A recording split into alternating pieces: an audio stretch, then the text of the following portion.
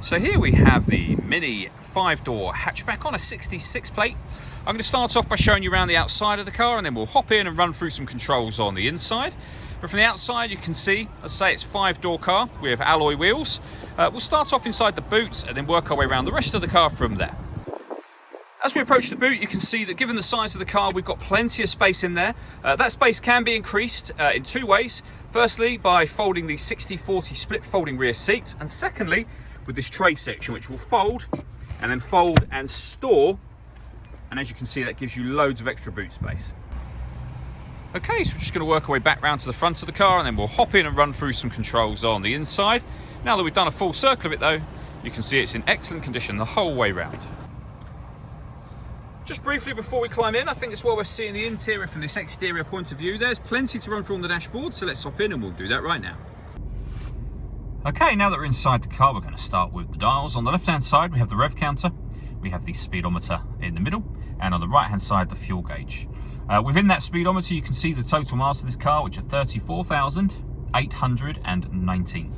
You can change the information that's displayed above that for various bits of trip computer and car information. You can also have a digital readout for the speedometer, as you can see being displayed now.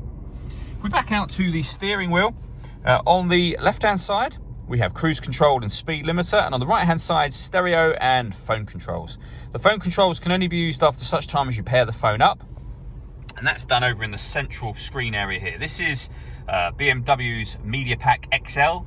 XL because it's the extra wide screen, so for example, if you want to go to the satellite navigation, really nice clear screen, as you can see.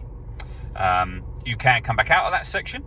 All the movements that I'm making are all being done using this dial and the collection of buttons that surround it, but you can do virtually everything from the dial itself. For example, you can rotate it to radio, push it down.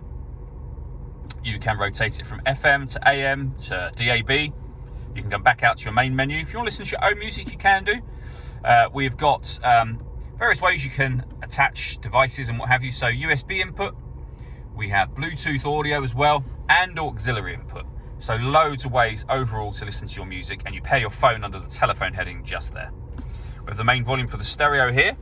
We then have dual zone climate control. So you can adjust the passenger temperature, the driver temperature. You can increase and decrease the fan speed from there. This button turns your air conditioning off in this case, or back on again, or hit auto. When you do that, the car will take control of the fan speed and the direction of the air to maintain the temperature you've asked for. Press auto again, you'll go back to all your previous settings.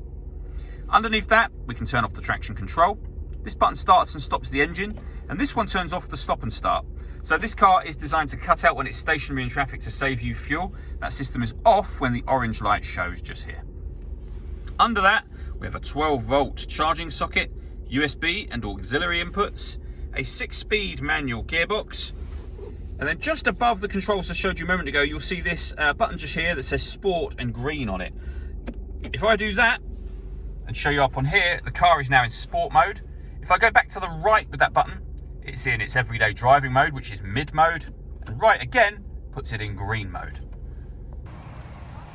All that leaves me to say is thank you for taking the time to watch this video. If you'd like to come and see the car in person and have a test drive, please feel free to give us a call here at Mach 1 Cars. We'd love to hear from you soon.